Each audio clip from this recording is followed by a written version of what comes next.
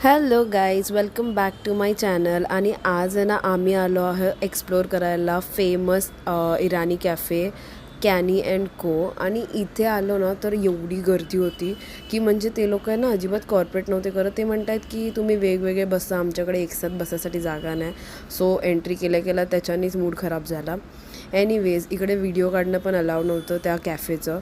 So इथे मी काय मागवलं होतं तर आम्ही एक व्हेजिटेबल समोसा घेतला होता विच वॉज क्रिस्पी आणि छान होती त्याची स्टफिंग वगैरे. चांगला लागला. त्यानंतर ना आम्ही चिकन नगेट्स मागवलं. दिस वॉज अमेझिंग. म्हणजे नगेट्स मला फार आवडले. म्हणजे जेवढं पण आम्ही खाल्लं ना त्याच्यामध्ये हे बेस्ट होतं.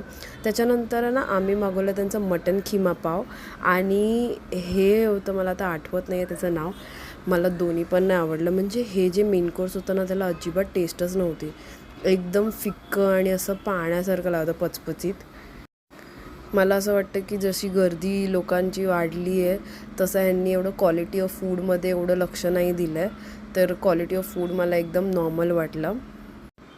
मग आम्ही ऑर्डर केला होता त्यांचा बन मस्क आणि चाय विच वॉज गुड. चहा एकदम मस्त कडक होती, छान, आणि टेस्टसुद्धा छान होती.